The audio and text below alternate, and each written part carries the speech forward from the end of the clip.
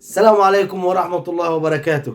سنة سعيدة علينا وعليكم إن شاء الله، في بداية عام جديد إن شاء الله بإذن الله. ساعات قليلة ويبدأ عام 2023، وربنا يجعلها سنة سعيدة علينا وعليكم، وربنا يجعلها سنة مليئة بالخير والخيرات على مصر إن شاء الله، ومليئة بالبطولات للنادي الأهلي وكل حصد كل الألقاب في 2023. وفيديو جديد على قناتنا، قناة سوبر أهلاوي. ويا ريت كل اللي متابعنا أو أول مرة يشوفنا يتفضل علينا ويتكرم باشتراك في القناة في ختام 2022، ولايك على الفيديو. ومحتوى حلقتنا بيقول: مرتضى منصور بيحذر كريم أبو حسين التحذير الأخير، وأحمد عبد القادر جاهز لمباراة بيراميدز، كهربا كالطائرة في مباراة الأهلي أمام فريق منتخب غانا للمحليين. وبيان بيراميدز بيان كيدي، واللي كتبه ما يعرفش أو ما عرفش يقرأ اللائحة كويس. يا سادة، الأستاذ مرتضى منصور طلع وحذر كريم أبو حسين اللي هو باع النادي الأهلي، لأن اللي هو كده اللي بيبيع النادي الأهلي سبحان الله وتعالى، يعني ما عرفش، لأنه هو ما باعش النادي الأهلي، ده باع ضميره وباع مهنته وباع كل حاجة بمجرد علشان خاطر الفلوس، بقى ذليل للفلوس. ولذلك ده كريم ابو حسين ده اشتغل مراسل في قناه النادي الاهلي من 2008 حتى 2018، ما حدش وجه له اللوم في اي حاجه.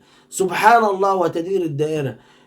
2022 مرتضى منصور امبارح بالليل طالع بيقول له: لم نفسك يا كريم ابو حسين، مش انت اللي هتديني تعليمات، وده التحذير الثالث والاخير ليك. انا زي ما تعملش زي احمد جمال، حذرته مره واثنين والثلاثه، وبعد كده قلت له سلم لي على ام علي وام حسين. انت معنى كده هقطع عيشك من قناة نادي الزمالك، ومش هخليك تشتغل في اي حتة تانية. احترم نفسك ولم نفسك يا كريم ابو حسين، يا اما كده يا اما هقرشك بره وهطردك بره قناة نادي الزمالك. ويا سادة، جاهزية احمد عبد القادر لمباراة بيراميدز ان شاء الله باذن الله، والاهلي يستعد بكل قوة بعد مشاركة فريق الاهلي من اللعيبة اللي ما بتشاركش في التمرينات او في المباريات الرسمية او على دكة الاحتياط.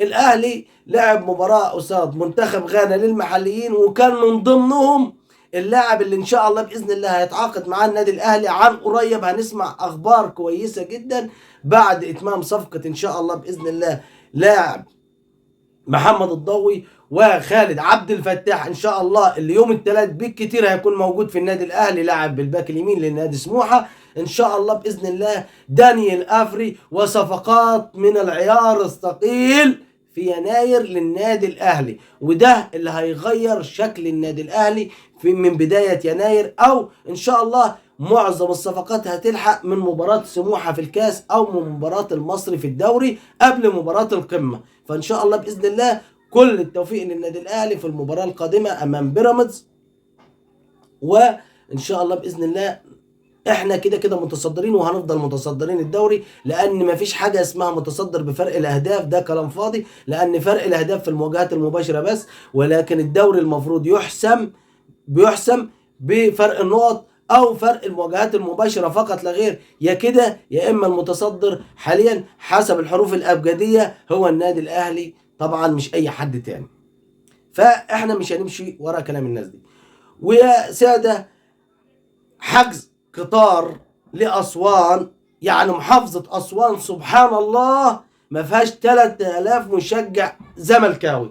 طب فين انا بسأل سؤال بس، مع ان اعرف ان انا في اسوان هنا اعرف ان في ناس زملكاويه، تمام، بعرف ان في زملكاويه، ولكن انتوا لما بتتكلموا على شعبيه نادي الزمالك بعد تهديد محمد شبانه امبارح او اول امبارح من كرم جبر رئيس المجلس الاعلى للاعلام علشان يتكلم على القطر، فبيقول له محمد شبانه، بيقول لرئيس الزمالك او بيقول له مرتضى منصور: دلوقتي الزمالك او مدينه زي مدينه اسوان، محافظه باكملها محافظه اسوان اللي تعداد نسماتها يعدي المليون، ما فيهاش 3000 مشجع علشان تحجز قطر تجيبه من القاهره. 3000 مشجع تجيبهم من القاهره يشجعوا نادي اسوان يشجعوا الزمالك في مباراته مع اسوان.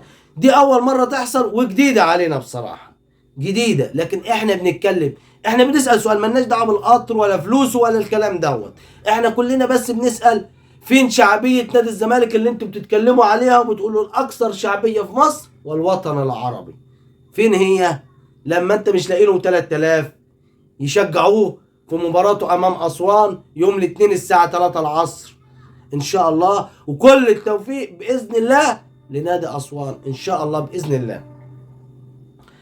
ويا ساده، طبعا بيان بيراميدز بيان كيدي، او اللي كتبه ما عرفش يعني يقرا اللائحه كويس، او سمع كلام خالد الغندور على قناه نادي الزمالك وصلى وراه او مشي وراه وخلاص. لان لو واحد كاتب بيان بيراميدز ده، لو واحد عاقل وفاهم في القوانين، مش هيكتب بيان بيراميدز بالطريقه دي اللي كتبها اساسا. اول حاجه انا هجيب لك حاجتين اتنين بس، الا وهي مباراه النادي الاهلي مع فاركو.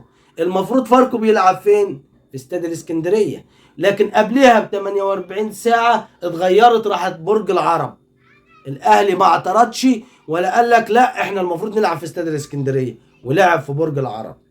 ويا ساده ان اساسا مباراه الاهلي الملعب الثاني في اللائحه كده، وجايب الاهلي الموافقات الامنيه من الاول اساسا على استاد القاهره والاهلي والسلام، ما لعبش في الاهلي. لكن الكلام ده لو هو بيغير بيروح لملعب ثالث غير الاهلي والسلام وغير استاد القاهره. تمام. مباراة الزمالك وطلائع الجيش اللي كانت مقرر ليها اقامتها في استاد برج العرب، تم نقلها ب 48 ساعة من استاد برج العرب الى استاد الكلية الحربية.